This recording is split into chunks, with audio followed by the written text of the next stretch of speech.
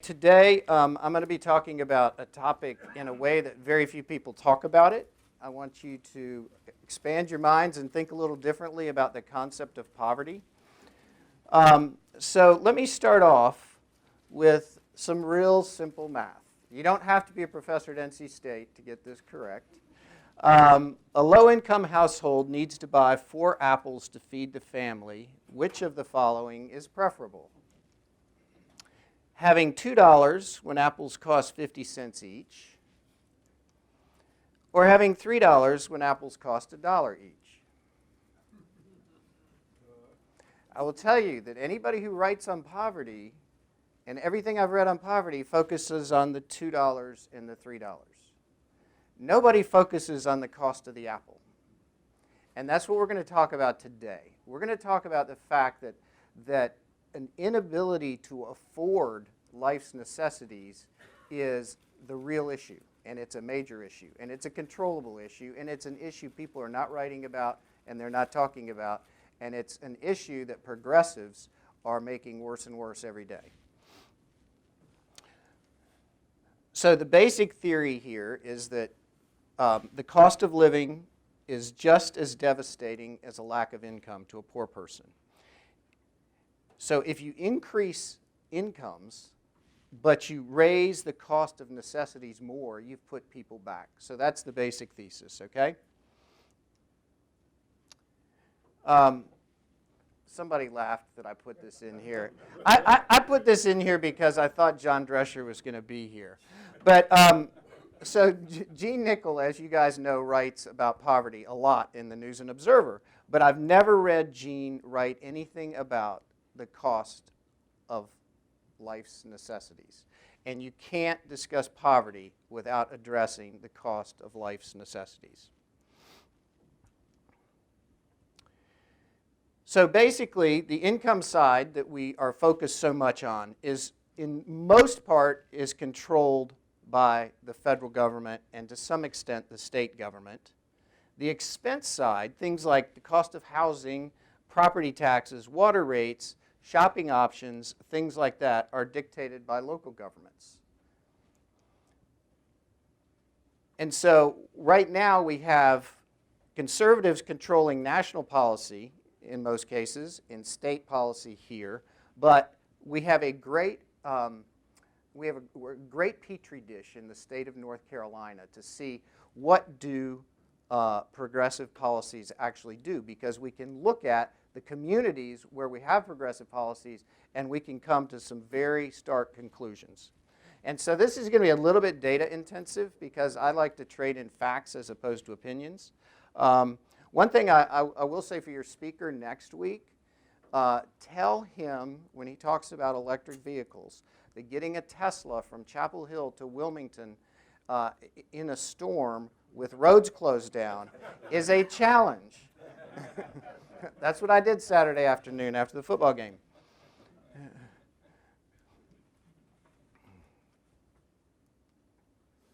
So, some of the policies that we need to think about that are costing low-income people money. Environmental policies. I can tell you a story from when I was working on the Coal Ash Commission. I met with a leader of an environmental group, and we were talking about different solutions, and there were different costs associated with some of the different solutions. And in one case, there was a pretty stark difference between the cost of 2 options.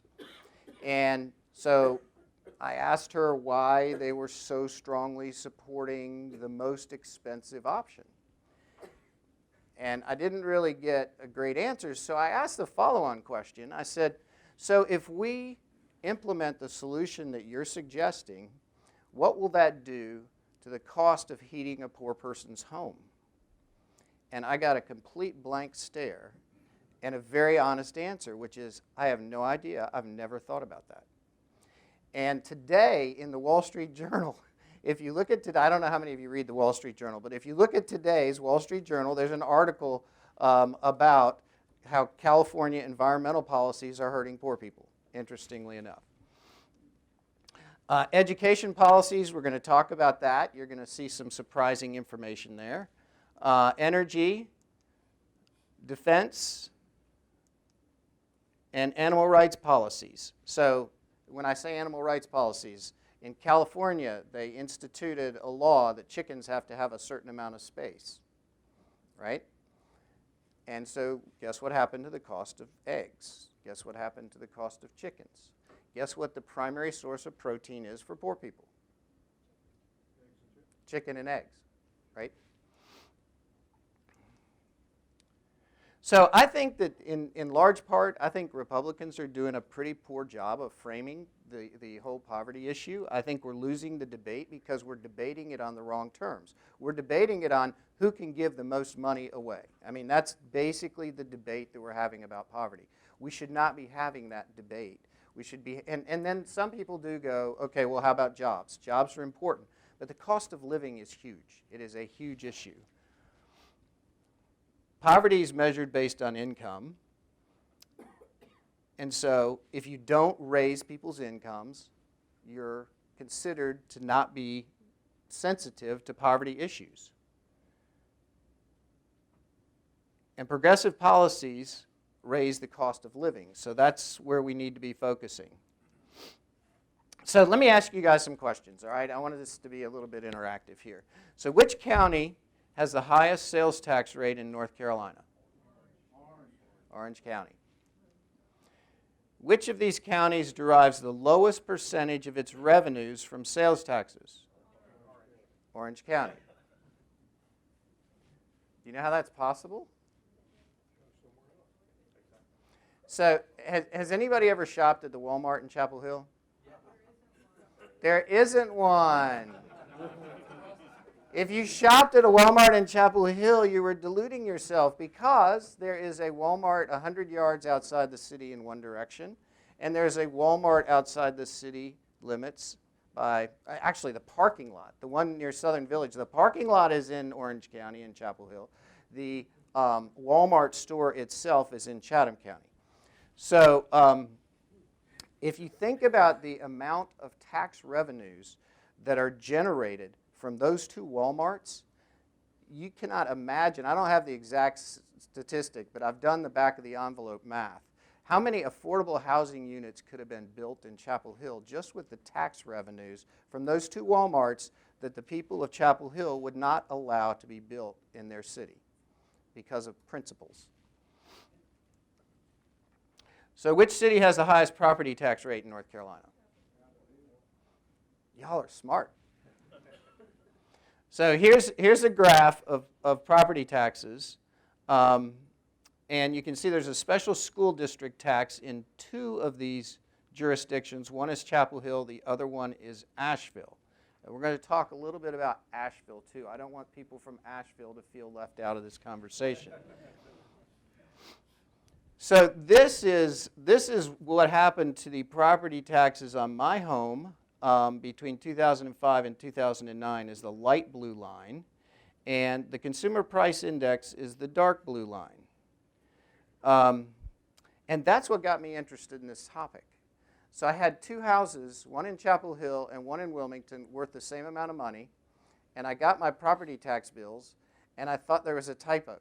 So I said to my wife, I said, I don't know which one of these is wrong, but one of these is definitely wrong because one is more than twice as much as the other, and the houses are worth the same. It turns out there wasn't a typo. And so I started diving into some of this data. So let's move beyond property taxes. What's one thing everybody needs? Water. And who has the highest water rates in North Carolina? Chapel Hill. Why? Because we want to conserve water in Chapel Hill. So they raised the price of water to reduce the demand for water.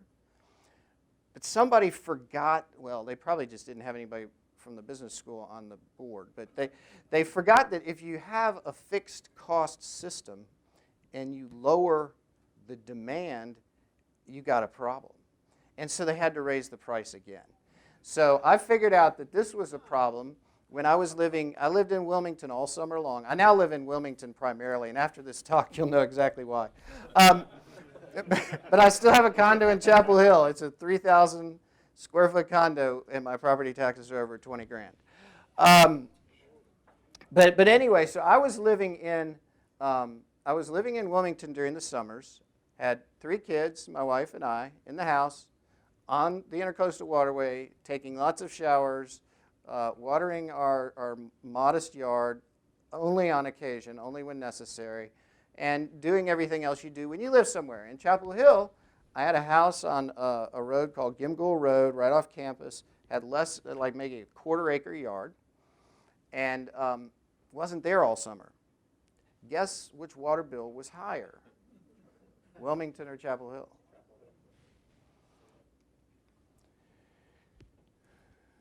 So here's the water rates for 5,000 gallons a month in the various cities. And this is the kindest depiction I can give you because they believe in incremental pricing in Chapel Hill. So if I went up to 10,000 gallons or anything higher than 5,000, there would be a far more dramatic difference between Chapel Hill and others. And when I wrote about this the first time, I got a call from somebody on the Carborough Town Commission. And he said, "Where do you live?" And I said, "I live on Gimgool Road," which is where they run all the races. If anybody knows Chapel Hill, every time there's a race in Chapel Hill, they run it down that road because it's such a pretty road. And it's you know, lots of nice yards and trees and stuff like that. And he said, "If we had our way, there would be no grass on that road." Okay. Which city spends the most per capita for public transportation and schools? Well, I'm going to give Chapel Hill a break here. There's one city that spends more on public transportation, and that's Charlotte, who has light rail. Chapel Hill is trying to take over to be first in every category. And so they are trying to implement a light rail system. So here's some real simple back-of-the-envelope math. If you take every person who is projected to be a rider on the light rail system that they want to put in Chapel Hill and Durham, and instead of doing this system, you bought a $100,000 Tesla Model S and gave that to every one of those riders, it would be far cheaper than putting in the light rail. That's a fact, folks. Run the numbers. It's a fact. So, but we've left Charlotte. We're back to Chapel Hill. So, public education, local spend. You see who the 2 highest are? Asheville and Chapel Hill. So obviously, when you have cities like Asheville and Chapel Hill spending that much money on public education, you can be guaranteed that it will benefit low-income and poor people, right? So one of the things that we did is looked at correlations between how much money was spent on public schools and the performance within the school district. And it was interesting what we found, which is the, well, let me go back. So, well, I'm going to get to what the actual correlations are, but I'll just tell you here before I move on to the next slide that there was basically no statistically significant correlation between the amount spent per pupil and the academic outcomes. So here's another interesting one, and our friends from Asheville are now back in the picture. The achievement gap between whites and blacks is the highest in the 2 most progressive school districts. So the 2 districts that spend the most money on education have the biggest gap between blacks and whites in test performance. But if you want your child to learn all their subjects in Mandarin, you can do that in Chapel Hill. That is not an inexpensive proposition, is to teach. And there is actually a lot of controversy right now this week as we speak about converting much more of the programs in Chapel Hill to a Mandarin immersion.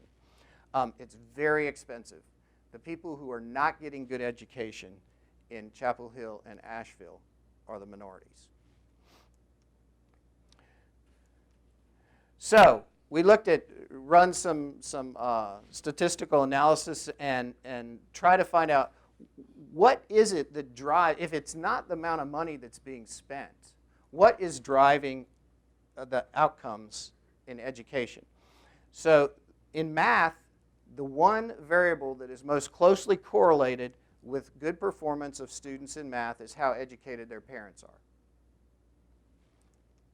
In reading, the variable that was most closely correlated with high performance scores in reading was the percentage of white and Asian students in the community. And in both reading and math, the amount spent per pupil had no correlation to performance.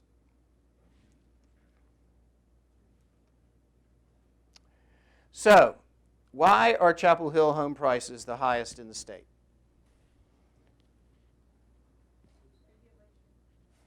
Well, I'll tell you why, because I was told this by everybody in Chapel Hill.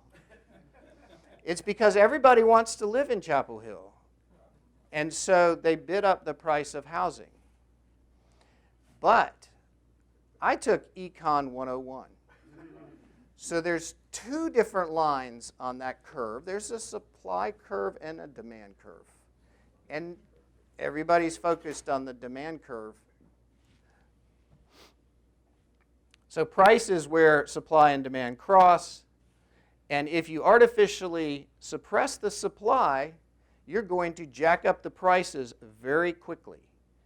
And so if you look at what are the factors that cause the amount of housing in Chapel Hill to be well below what it is in all the surrounding counties, if you look at all the surrounding counties, actually one thing, if you ever want to have a fun quiz for a friend, get a population density map of like the 8 triangle counties and try and pick out Orange County. It's real easy. It's not hard because it's this little cluster surrounded by a whole bunch of farmland. And it's surrounded by a whole bunch of farmland because they have this thing called the rural buffer.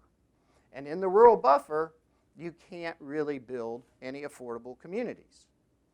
You can buy 10 acres, which I did. I figured if you can't beat them, join them, right, Mark? But I've subsequently sold. But you can't build a neighborhood of modest price houses. So what happens? If you can't do that in the surrounding area around Chapel Hill, is the only way to grow is to buy the lowest cost properties. It's called gentrification. And you push the low income people and minorities out of your community. We also looked at all sorts of issues, like how long does it take to get a building permit, how much does it cost to get a building permit, how many dozens of citizens committees comprised of people with no background in architecture or land planning do you have to go through to get something approved? Those are the sort of issues that can make building a home in Chapel Hill so much harder and so much more expensive. And I know a lot of home builders. I've had a lot of home builders as clients, and they all say the same thing. If I've done business in Orange County or in Chapel Hill before, I'll never do it again. It's just too hard. And these things, which they're hard to quantify sometimes, but they're real. They're very real barriers to the supply of housing. And the people who suffer are the people who have to pay more for the same housing because there's not enough supply. So you combine all this stuff together, and if you just look at the cost of sales taxes, water, and property taxes based on the median home price, do you see an outlier? You guys may not be able to see the names of all these communities, but you can guess which one's got the highest bar.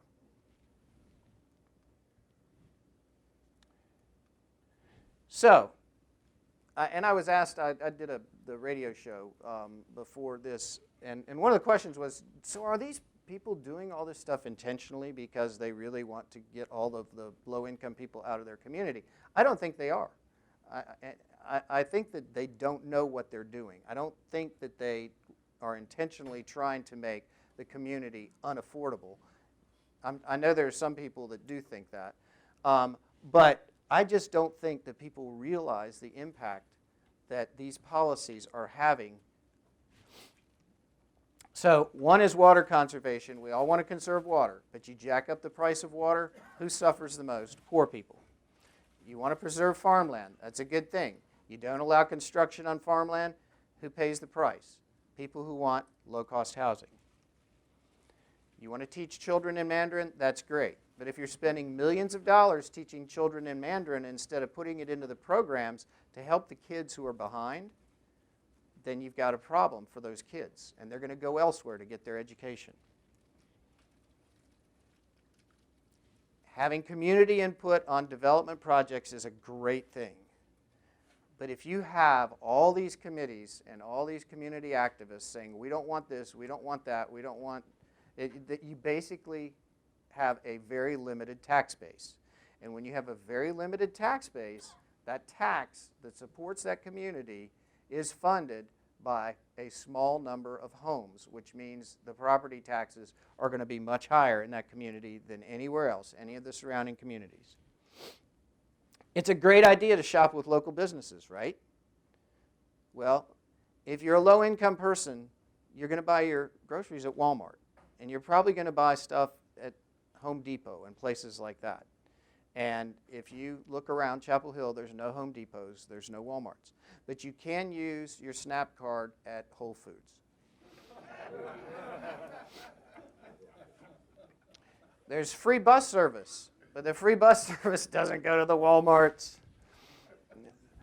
So basically, this is my general take here, is that there's unintended consequences.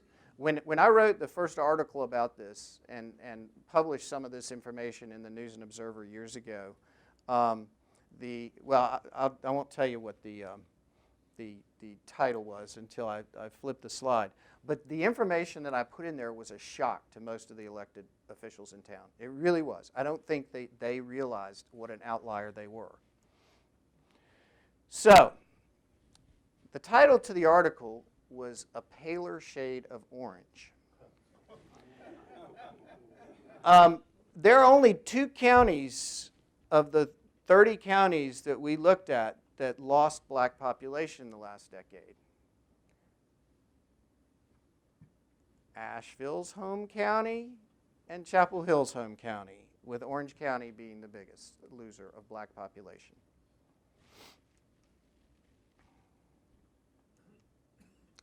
So we've already talked about this. I'm not going to belabor this point. Low-income people also need jobs. If you look at who's the largest employer of low-income people in America? Walmart. The largest private employer in Chapel Hill was Blue Cross and Blue Shield, and they were there for 80 years, and they moved to Durham.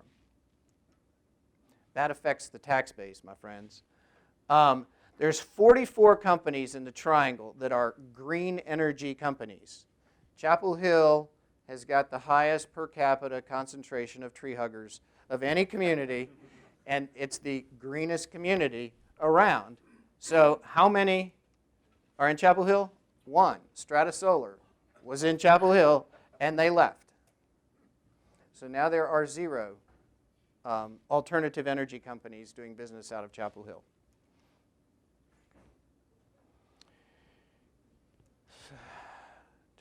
So this is interesting too. So one of the questions that I had was, so where do people come from that move to Chapel Hill? I mean, there's this guy, me, who is supposed to be educated, who obviously didn't do any homework or due diligence, who moved to Chapel Hill to be closer to my students and to be able to not have to commute from Raleigh because I was teaching so much. So I was wondering who besides me would be dumb enough to move into an environment that's so expensive and so forth. So I looked at where people come from that are moving into Chapel Hill in Orange County, and then what happens once they get there. So these are the 5 places. These are the 5 places where the most IRS calls it wealth. What they do is IRS data, they know everybody's income. So they look at your income, and then they track people that are moving from one location to another, and then they aggregate it by wealth. So these are the five locations where most wealth has come into Chapel Hill, or Orange County.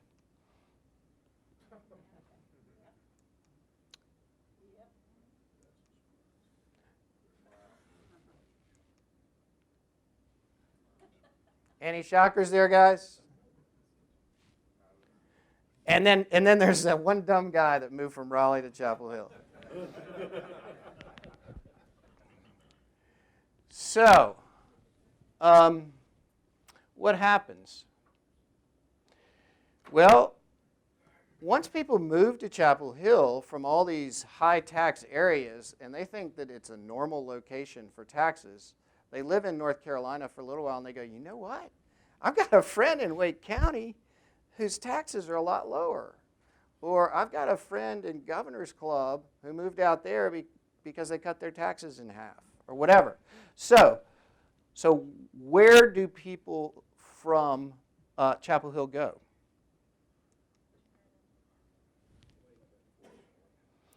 So Wake County gained $4.6 billion in adjusted gross income from Orange County. Chatham County gained over $1 billion from Orange County. Orange County lost $50 million. Oh, I'm sorry. That was the aggregate number. I'm sorry. I spoke too soon.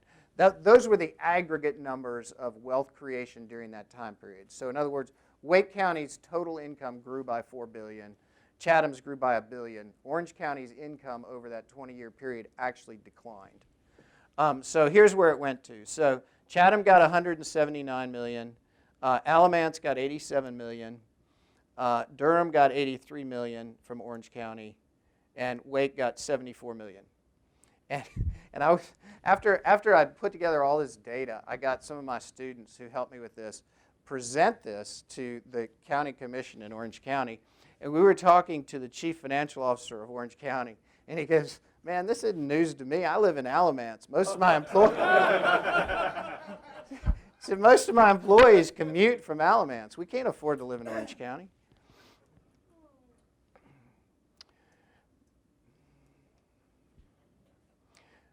So why is Chapel Hill such an outlier? It's the cost of the social policies, the environmental policies. When by environmental, I mean in a greater sense that includes construction and educational policies. The tax base is depressed because they have a difficult time developing new tax sources, new properties. I think one of the biggest issues, frankly, in my neighborhood, almost nobody on my street was from North Carolina. I was the outlier, having grown up in Raleigh. But most of the people that I knew, and I know this is going to surprise some of you guys, the vast majority of the faculty at UNC are not from North Carolina.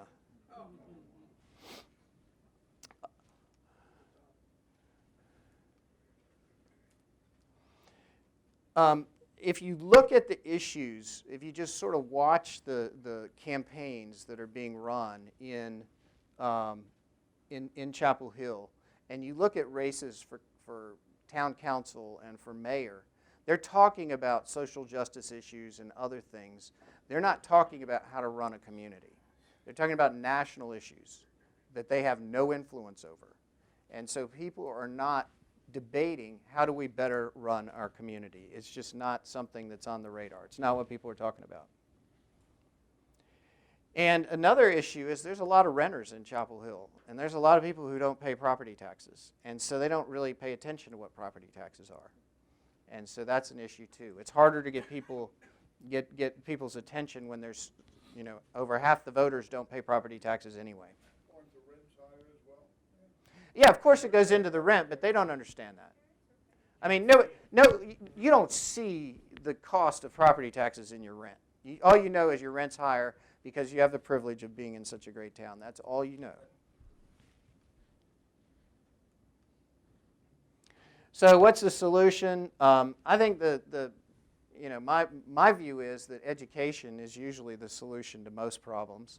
And that just making sure people understand the problem is the first step. I think we need to start talking about the impact of costs on low-income people. We need to rethink our priorities. I mean, is it really a bigger priority to teach kids Mandarin or to educate the kids at the lower end of the scales? You've got to decide. You've got to make a decision. Where are you going to put your money? And there's trade-offs. So if you want people to shop locally, that's good. But if you ban national retailers, that's expensive. That has a disproportionate cost on certain people.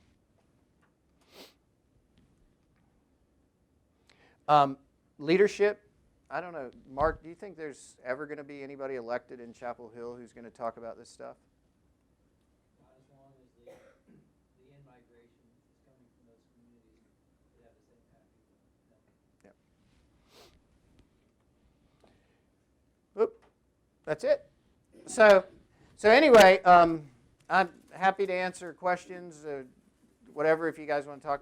Yes, Joe. The feeling out of this is the people in Chapel Hill know this, and they're trying to get rid of poverty. They want to get rid of those people that are low income. They wouldn't say it. That's my gut feel.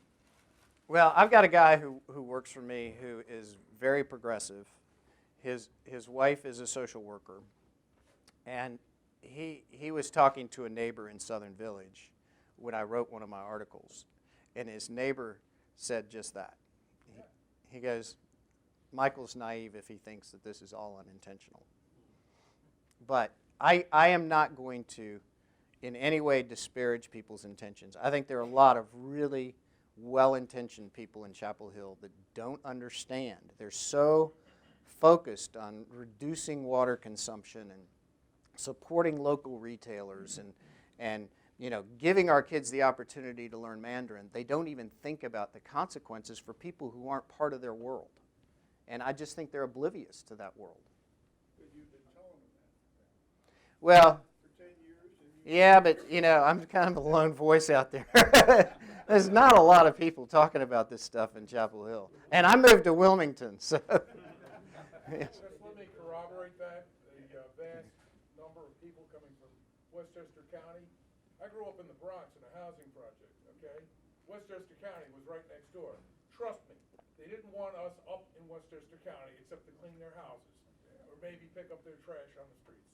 It's true. That's their attitude. Yes. Keep them in the corners. You mentioned Gene Nichols. Have you sat down with him and looked at this whole thing and had a discussion? Would he see the same? And I'm being serious. Because from what he says, he cares. I would think you would want to have a Walmart if you really want to be inclusive and you want to have a mix of different people in your community. If you know Walmart is a magnet and it also provides the jobs, it's logical to embrace that. What would Nichols say to that? I don't, well, I did teach a course that was the only course taught jointly between the law school and the business school. I had 25 MBAs, 25 law students. They're the ones that did this research. I hope somebody gave it to Gene, but I've published it, and I've shared these slides with the Chapel Hill Rotary. I've shared these slides with one of our on-campus think tanks. He's got to be aware of the data. But there is, and John's not here, so I'll tell you, there is a debate between Gene and another Peter Zane from the N&O that's going to happen at some point. I'm just thankful they didn't call me. Is it Wednesday night? Okay. Okay. Yes. This is going to sound cynical and facetious, but maybe the solution is to make sure that we just keep them concentrated in Chapel Hill. I went to Carolina. I mean, I'm serious. I mean, there's a certain benefit to just letting them self-flagellate and just go ahead. I don't know what to say to that. I will say that after living in Chapel Hill for 7 years, I don't know a single elected official in Chapel Hill. I know every elected official in Wilmington. And I can assure you there's a very, very different attitude down there. And progressives, I mean, even the mayor's a Democrat in Wilmington, but he's a very pro-business Democrat. It's just it's a whole different, they just have a different agenda. The first question is just for personal information. When you gave the numbers on water, where the highest water, cost of water, does that include sewer too? I'm trying to remember. I did this analysis like several years ago. So there was one chart that had sewer stacked on top of water. I don't recall, but I'm happy to give you all my data and all my sources if you. No, I'm not challenging it. I'm just curious. I have a house on Oak Island, which I thought had the highest water bill in the state. You have to pay about $123 a month before you flush the toilet once. So that might you might have to adjust those numbers. Not to offend you, but Oak Island was not on our study. It doesn't offend me at all. I'm glad actually, but you said Chapel Hill was the highest water bill. It was the highest of any of the counties and cities that we looked at. And we looked at all the top counties and all the top cities. That's true. My question was, it seems like people like Nichols and others typically, questions they ask, I think is always a wrong question. What is the cause of poverty? And they have panels on the cause of poverty. But of course, the real question is, what is the cause of prosperity? Right? The cause of poverty is existence, right? You don't have to guess, just look back at history. The real question is what causes prosperity, and when you start asking that question, you get to some of these issues of regulation and supply side remedies. But that's really a different issue. And I think the Republicans and conservatives have made that argument for decades. And I think that argument's run its course. And people who are going to buy it have bought it. People who aren't going to buy it haven't bought it. This argument is one that the conservatives have not been making. And this is an argument that I think has legs because there's no way to deny this. And it's a different way of looking at the same issue. And that's why this is what I focus on, because I want people to think outside the box and think differently. Haven't Randall O'Toole been making similar arguments over the years? Cato and really a whole group of people at Cato who focus on urban policies and the American dream. And Randall O'Toole's group, I forget the name of it. They have a conference every year. It focuses on the relationship between local land use regulations and that sort of thing and cost of housing. Yeah, I don't know. I was at the Treasury Department in Washington, and I interfaced with Cato some when I was there, but I don't have access. Okay, well, they may have, but I haven't seen anybody in North Carolina write about it, and I haven't seen it in major publications. Yes? I'm just going to add that the same analogy applies at the national level. Yeah. Connecticut, for example, was one of the fastest growing states back in the early 90s. They kept on increasing the tax rates. Now they're one of the slowest growth states in the nation. So it happens at the national level also. Well, if you Google poverty rates, you're going to get a ranking of states that has all the usual suspects at the top, right? It's a lot of the red states, are up near the top in the poverty. But if you actually go down two or three lines on Google and Google supplemental poverty rate, where they index the cost of living to people's income, you get an entirely different ranking. And nobody's writing about that. California is far and away number one. There are more people below the poverty level in California than any other state, and a higher percentage than any other state. It's the richest state in America if you index it to the cost of living in California.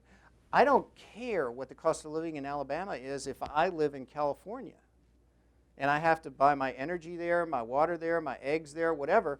But by looking at poverty using some national number for the cost of living, which is what everybody does, you're completely missing the picture. I think Cary is doing the same thing Chapel Hill has done, and they know it.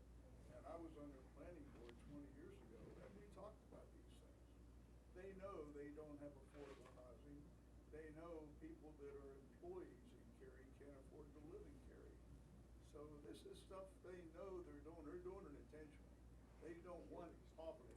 Well, I like to focus on the facts. I've given you a bunch of data. I defy anybody to argue with any of the data or argue with any of the conclusions. As far as people's motivations, I'm not going to defend them. I'm not going to attack them. I'm just going to, that's not my job. Are there thoughts or comments, questions, Cory? So how do you, okay, with the facts though, what these other folks have talked about are narrative structures that have great power to them. And so we deal with this all the time too. There are the facts, but you have to break through the narrative to make those facts resonate. And oftentimes the facts don't resonate with the people who should, that they should resonate with. And so it's presenting facts over and over and over too, but there's got to be some awareness or some nuance to getting into the narrative structure and change. Well, let me tell you what struck a chord. So I've written a number of articles on this topic over a number of years. And you can say property taxes in Chapel Hill are the highest of anywhere, and people in Chapel Hill just yawn and they don't care. Or water costs more, and they go, that's okay, we're conserving water. When I wrote that article about the fact that Chapel Hill and Asheville were the only places that lost blacks, that got their attention. But what did they got their attention, but it doesn't, I'm a lone wolf, but there has been a disproportionate amount of debate over this topic, and you're starting to see, I think, some progress in terms of trying to broaden the tax base and some other things. But, am I compelling enough to change the mindset of Chapel Hill? No way. Last comment? Okay, question?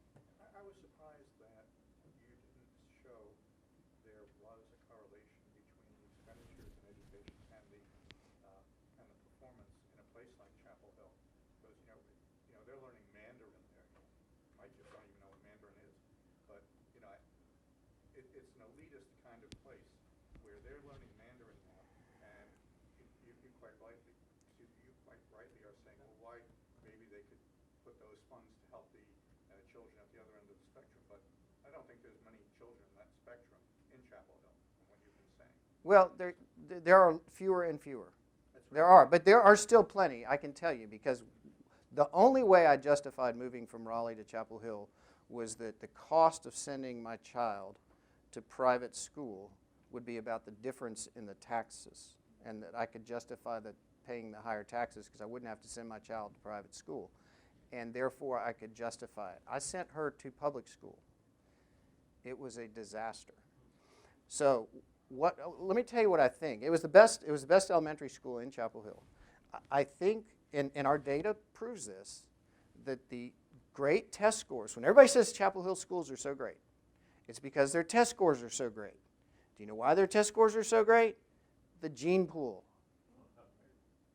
You send a bunch of kids whose parents are PhDs to any elementary school, they're going to do well. They're going to do very well.